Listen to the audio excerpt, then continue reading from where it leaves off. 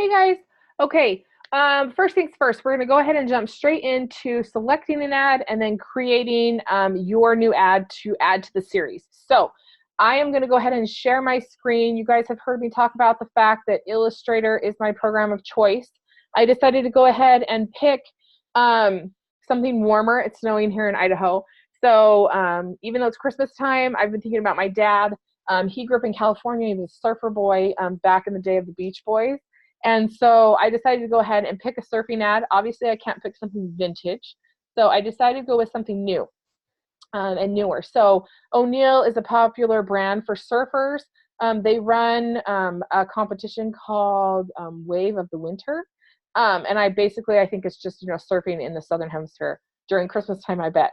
So I had gone ahead and searched on Google. I just typed in O'Neill. And I knew that I needed a logo. I knew that I needed an ad. I found this ad right here. Let me go ahead and pull it into into Illustrator. You can see I went ahead when I started. I just created a 8.5 by 11 artboard. It is turned, but all I did basically to make sure that I had the right artboard size, I got here. On my artboards panel, you know that in the project requirements, you need to basically fit your new ad to a similar size and layout as the original ad. And so I just selected artboard 1. I go here to the little drop-down flyout menu and I go to artboard options. What I had done, I had a portrait one, but I changed it to landscape, and then I hit OK.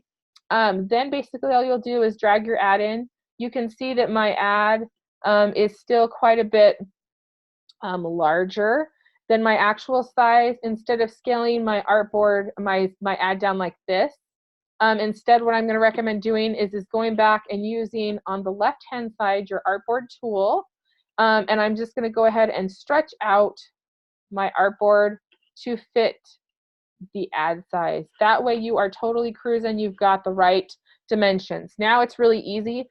I need to create one more artboard for my ad that I'm going to create for the series. So I'm just basically, I've got this selected. I'm going to go down here with the artboards selected on my right-hand side, and I'm going to click a new ad. And there you've got a new artboard size exactly the same. So when I was on the internet and I chose this Wave of Winter ad from O'Neill, I knew I was going to need a couple of different things. There's basically my tagline, this Wave of Winter. And then there's the O'Neill ad, logo, and then there's this powered by, and then Surfline. This particular ad doesn't have a tagline, but I am going to show you how I am going to make it work so that it kind of fits for the ad. And I will allow this as long as I can see that there were some additional skills written. So the reason we have that tagline is so that we can basically see that you can create text, you can kind of make it match in the right type of font, that type of thing. So I'll show you how that's going to work for this ad, and I'm totally fine if that's the case for your particular ad that you've chosen. Just to start off with though, at this point, I went into Pexels or Unsplash. There's a lot of, go back to the Photoshop. I listed off a whole bunch of places that have commercial-free and fair use images. So I just found, I just found another surfing ad. Sorry about that, guys. Okay, so you can see it down here in my folder, Wave of Winter Dummy Ad Image. I'm just going to drag it in. You can see that's a lot better, or a lot bigger than my artboard. So instead what I'm going to do, I'm just going to line it up to the size, and I'm going to start you hold down that shift key to get it to shrink down, and you can see that now I've got it fit. Hold down your shift key so it keeps it proportional. I've got it basically fit to 3 sides. I'm going to zoom back in for you. And I want to talk just a little bit about my photo choice. So my surfer is very much more a dominant figure in this photo than he is over here. He's still totally visible, but he's more left hand. I've got a lot of blue space here. So I'm going to keep him centered, but I have to make sure that I have enough blue space to put in my text and my tagline and stuff. So to do that, I'm basically going to just make sure that he's centered, but I'm going to go ahead and leave this portion up here instead of centering him perfectly, because that's pretty tight. So if I leave it basically at the artboard like that, then I've got quite a bit of room to drop that Wave of Winter tagline in here. I'm going to go ahead and clip my image. So just select my rectangle tool, draw out a rectangle the same size as my artboard, go back to my select tool, I'm going to select both my rectangle and the image, and then I'm going to go ahead and make a clipping mask, and that is Command 7 if you're on a Mac, or Control 7, I believe, if you're on a PC for the shortcut. So just a clipping mask to make that down to my artboard size. At this point, I'm going to show you how I'm going to go through the rest of adding my other elements. Okay, so this is a trick. We did not cover it in Illustrator. So this is a new trick. It's not one I expect you to use, but it might make your life a little bit easier if you're like me and you ended up with a couple of logos that didn't work as planned exactly. So remember, I told you guys to search for logos that have PNG formats because they have a transparent background. I actually have one that has a transparent background and one that doesn't, but I've got an issue with the one that doesn't. So I'm going to start there first. I could only find an O'Neill logo that was black. The problem is that it's a JPEG, which means that I can't change its color in Illustrator. You could in Photoshop. However, I don't want to have to use Photoshop right now, so I'm just going to do it in Illustrator. And here's how you do it. You're going to go ahead and select your image, and I would keep it large while you do this. So you'd select just your logo image. You're going to go up to Object, go down to Image Trace, and you should have two options, Make and Expand. I like Make and Expand because then I don't have to go back up into the panels more than once. So hit Make and Expand. It might take it a little bit. Now we've got a problem. It's created me a white background, but it's not really as bad as you think. So you'll select it. You can see the blue lines are around the black and also around the white. So I'm just going to basically hit Shift Command G to ungroup it, or go to Object and then Group, and you can ungroup it, but it's already ungrouped. So right here, I should be able to just select now the white image and hit Delete. You'll see that it took away most of the white background. Then I just want to go in here and select just my white pieces.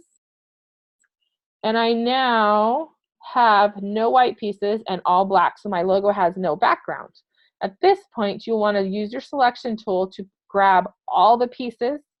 Then you'll want to go Object, Group, or Command G to make sure that this stays the same, okay? Now there is one trick. If you look at my logo here and this logo here, I couldn't find this one. So this is how I'm going to go in and alter it. Go ahead and ungroup it. Take this piece down, and you can see I'm going to have to size that down a little bit, but I want to keep the proportion of that wave. O'Neill's going to be pretty particular about how that wave's treated. And then I'm going to group all these letters together and pick this. I'm going to go up to a line, make sure that just the selection is marked, and then hit that horizontal line so they're about the same, and it looks like they are. Then I'm going to hit Command G. Now I've got myself a logo identical to this. Now the only thing I need to do is change it to white.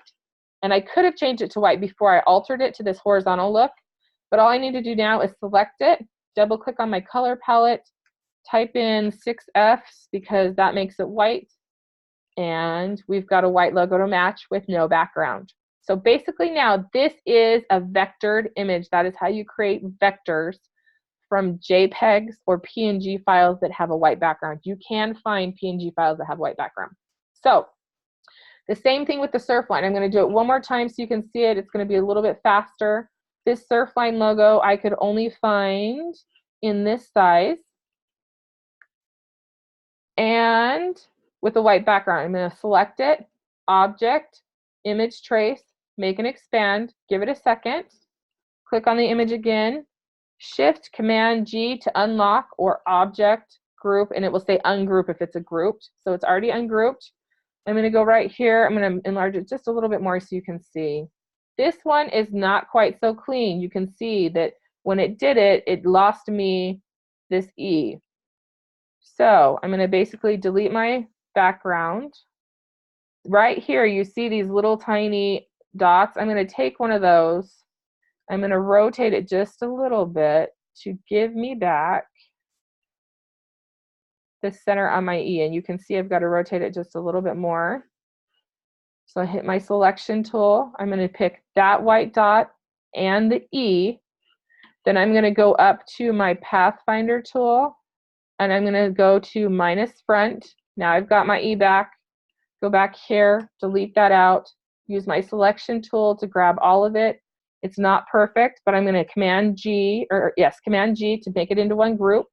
And now I just need to change it to white, which is select the object, hit the color palette, my 6 Fs, and now I've got the surf line pretty much more or less, okay? I'm not going to be super uptight about that, okay?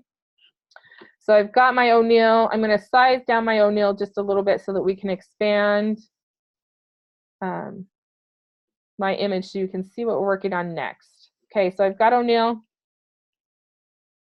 going to take it down just a little bit. This surf line is going to go down a little bit. Before I do that, though, I have this powered by, so I know I need to write some additional text. It's pretty thin line text.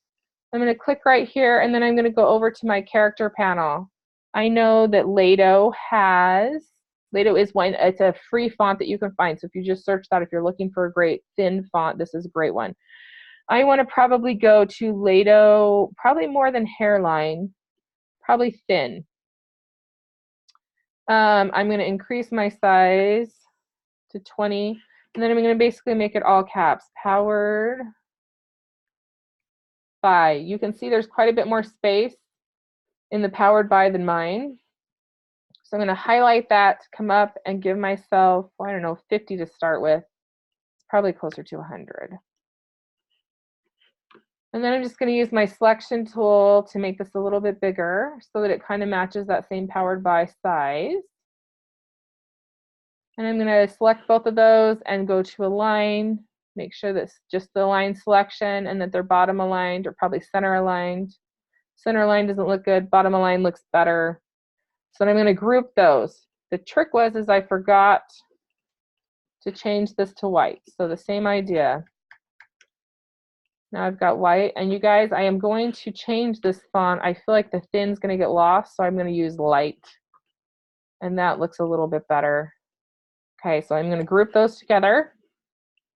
The last thing that I need is now the wave of winter. Again, remember I talked about the fact that I want you to be able to pick a font. This wave of winter, the look of it is kind of, as I looked through ads, there were kind of two ways to direct it. They had one where they had the of and a slash and then the, but I'm going to mimic this one. And so instead of creating a new tagline, because I can't rename their Sharping competition, I'm going to go ahead and show you what I will accept, because this way I can see you can use the tool. So I'm just going to select my type tool. I'm going to come down here. I'm going to type out in all caps, wave of the winter. And I'm going to highlight that text. Then I'm going to go over here. I have searched through a lot of fonts, but I know this one is going to look pretty close to what I want, this Bavis. There's a Bavis New or a Bavis, just plain Bavis, and you can get all the different weights for free if you look on Font Squirrel or just search, Bavis or Bavis New. I use the select tool to pick it up, and then I just am going to drag it up to be a little bit bigger. These letters and these letters look fairly similar in shape. However, I feel like the stroke here is pretty thin. I want to make it a little bit blockier, so I'm going to select it, go over to my color palette, give it a stroke. It's pretty good. The biggest thing I'm going to check right here is, how much space do I have in the R, how much space I have in the A. I like the stroke as it is right now, but I am going to go up to Window, go down and select my stroke. I'm going to take it up to 2. I like 2. 3 looks pretty close. I'll probably go with 2.5. Now, at this point, I'm going to go ahead because I know I need a stack of the, so I'm checking my spelling. We're good to go. The thickness, you can see I still have my spacing here at 100. I'm going to take this down to 0. That seems like it's kind of close, so probably a 50 to get it to kind of match this look up here.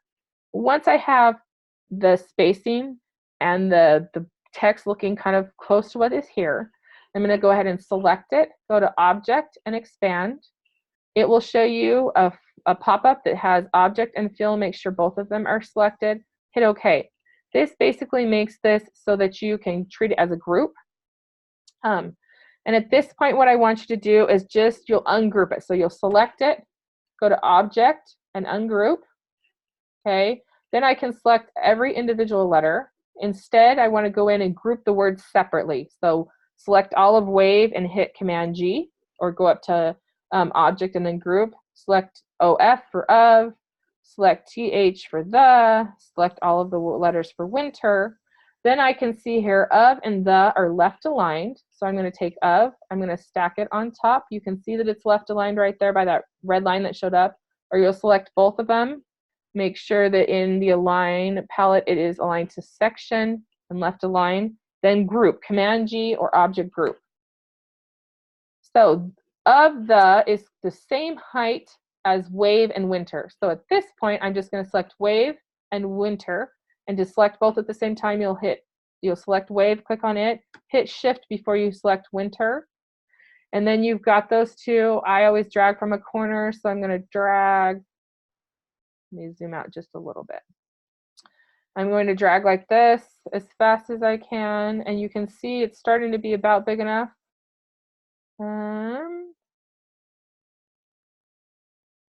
At this point, I'm just using my up and down arrow keys. I'm going to get one of my bottom, like this bottom line right here is right underneath the. So at this point, I'm going to hit shift. I'm going to drag from the center, and I'm going to pull up so that the top line matches the of the. So you can see now we have too much space here, but our height is the same. Then I'm just going to basically take this over. So wave is closer to of the, and then move this over. And then I'm going to select this whole thing. So wave, of the, and winter. And I'm going to hit Command G or go object group. Now at this point, I've got black. So select it, hit your color palette, change it to white. Now I've got a black stroke. It's easy just to change over here. Have it keep this selected, switch white over the black, and that will keep it the same. Right here, I would go up to object one more time and hit expand, just so that we've got it. Now the next thing I'm going to show you, you can spend tons of time trying to search. Let me zoom in so you can really see this font. You can spend tons of time trying to find fonts that have this grunge look. Instead of doing that, I'm going to show you how to grunge up your fonts yourself. This is super useful if you're a scrapbooker, if you're a graphic designer. The grunge look and the vintage look is really popular. You can add a ton of vintage and grunge and texture to everything in Illustrator and kind of skip using Photoshop entirely. Although Photoshop's awesome, I promise. As a teacher, I'm not supposed to tell you you can skip using Photoshop. But this is a cool trick that a lot of graphic designers have. So I'm going to basically walk you through this. Let me zoom back out. You can see, though, that grunge was kind of added to the edges of the letters. So here's my wave of winter. The first thing that I'm going to do is make sure that these are made into a compound path. Compound paths mean that essentially right now how it is, each one of these is its own individual thing still. So the W, the A, the V, every single letter in this grouping is still its own individual path.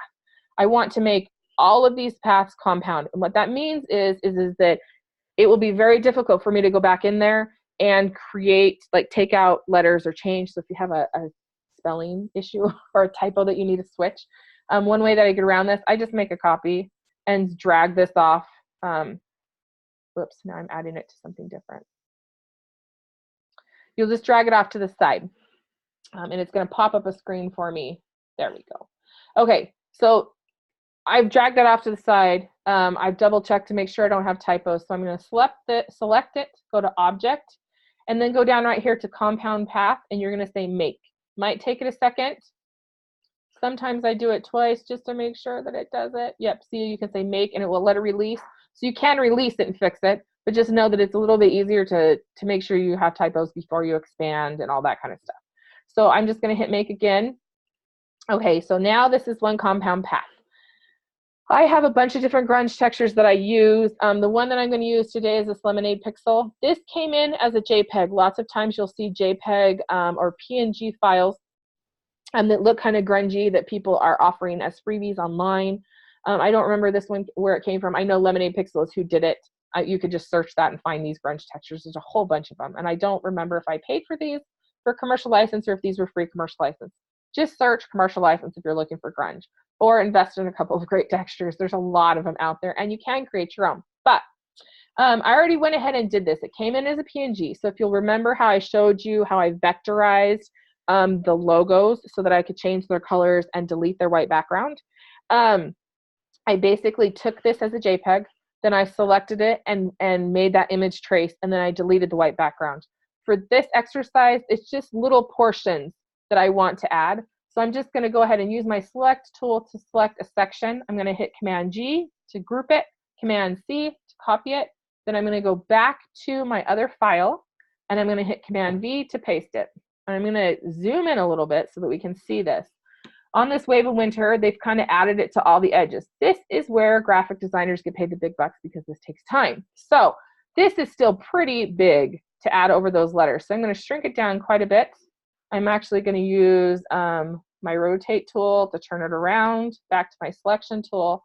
And I'm just going to start placing it, and it doesn't have to be exact. I hit Command C to copy, Command F to paste it in front. And then I just keep dropping it. And you'll drop and drop and drop until you get that vibe.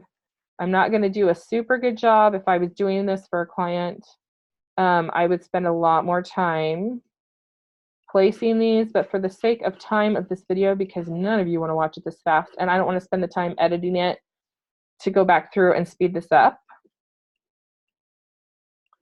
I'm just going to go through really quickly and make sure that I've got stuff, whoops, in the right place. So you'll see kind of, it's not going to match perfectly what theirs is, and that's okay. It doesn't have to, actually. That way it makes it easier for me that I can see that you did it and you did a good job. Okay, so at this point, all these black pieces are over the top. So here's what you're going to do.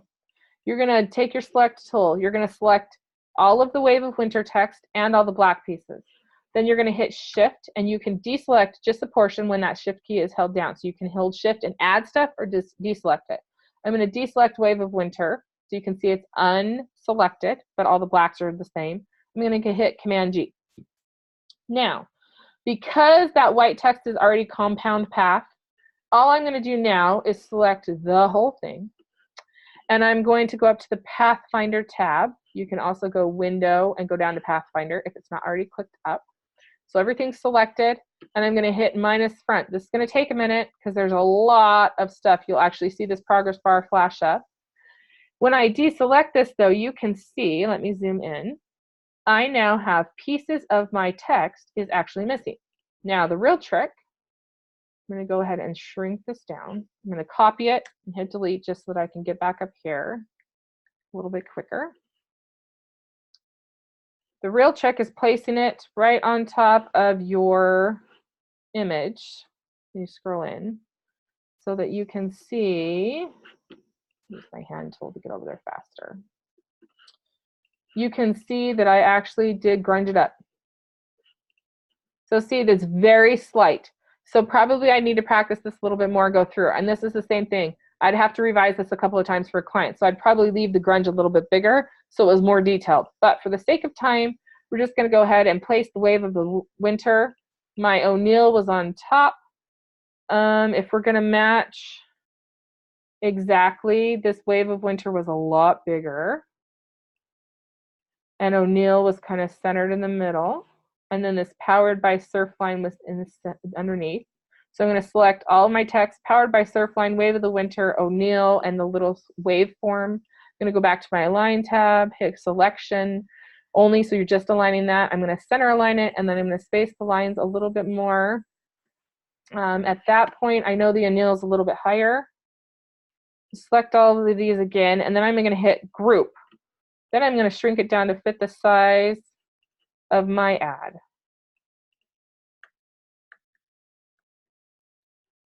And at this point, you can see there's slight texture. If you zoom in more, you can see more of that texture. But you can see their ad, and then you can see my ad. And that's good enough. So at this point, all I need to do is hit my Select tool. I'd go ahead and go up to File, go down to Export, and then Export As, and save just that second screen as a JPEG and name it, you know, M. Farnsworth Slide Design Ad. And then save it to my folder so that I can go ahead and move it into InDesign when we're ready to do that portion. So hopefully that helps those grunge effects, doing that minus, and then also how to rasterize and vectorize. Those are super, super, super good skills that we don't really teach you in Illustrator, but now you've got those extra two watch this video to refresh yourself so you can use it. It will definitely impress your clients and it will make you all that much more marketable. So hopefully that helps. You guys are off to a great start, and we'll go from there.